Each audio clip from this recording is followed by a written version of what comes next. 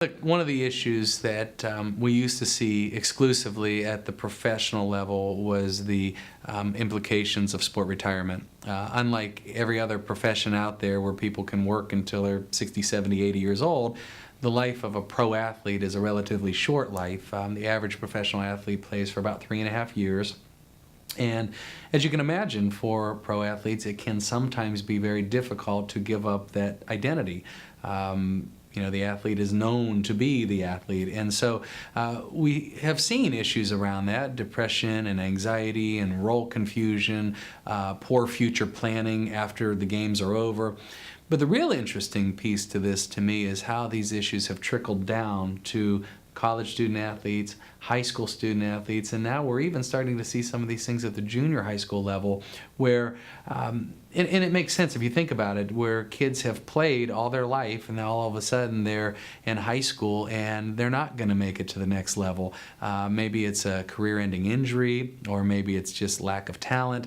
But when you've competed at a high level and you've done it year-round and now you're 17, 18 years old, it's like getting fired from a job you love. And the science behind it that suggests that it can lead to problems has to do with identity formation. And to give you a quick summary of that, we all have an identity. For athletes and even student athletes at the high school level, they begin to see themselves in some instances as only an athlete, and instead of recognizing that they're also a good student or involved in another club or activity, they start to put all of their self-worth into athletics.